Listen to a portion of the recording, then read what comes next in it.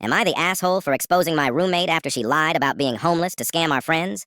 So I, 24M, lived with this girl, Kayla, 23F, for about 8 months. At first, she seemed super chill, quiet, paid rent on time, always talking about how hard life had been for her growing up. Everyone felt bad for her because she constantly mentioned being basically homeless before moving in with me. About 3 months into our lease, she suddenly lost her job. I felt bad, so I covered utilities for a while. Our mutual friends helped too. One guy literally gave her his old laptop so she could apply for jobs. Another friend bought her groceries every week. Kayla would cry and say stuff like, "I finally felt safe here. I don't want to lose everything again." And honestly, we all believed her. Then weird things started happening. Every week she had new stuff, new clothes, expensive skincare, random Amazon packages arriving daily. One time I saw her come home with concert merch from an artist whose tickets cost like $300. I asked how she could afford all this if she couldn't even pay rent. She got super defensive, like immediately angry. She told me I was financially shaming her and said some of the stuff was gifts. Okay, weird, but whatever. Then one night I came home early from work and heard her laughing in the kitchen with her friend. I wasn't trying to eavesdrop, but I literally heard Kayla say, "People are so easy to manipulate when you cry in front of them." I froze.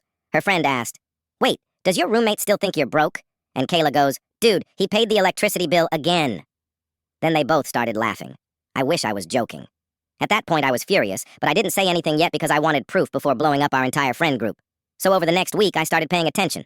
Turns out Kayla had gotten a new job already. She just never told anyone. She was working remote marketing for some startup. And the craziest part? I accidentally found her TikTok.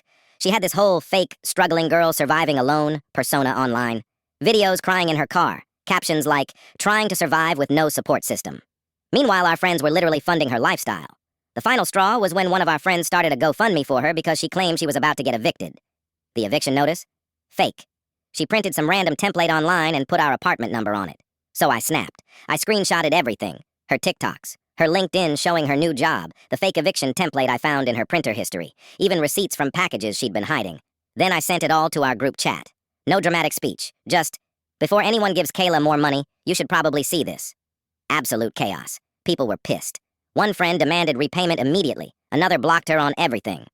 The guy who gave her the laptop drove over that night, asking for it back. Kayla came home screaming at me. She said I humiliated her and destroyed her mental health. Then she started crying and saying she only lied because she liked feeling cared about. I almost felt bad for like 2 seconds. Until she said, "You could have talked to me privately instead of ruining my support system." Support system? You mean the people you manipulated for cash and sympathy? Anyway, she moved out 2 weeks later. But now a few people are saying I should have handled it privately instead of exposing her publicly in the group chat. Am I the asshole?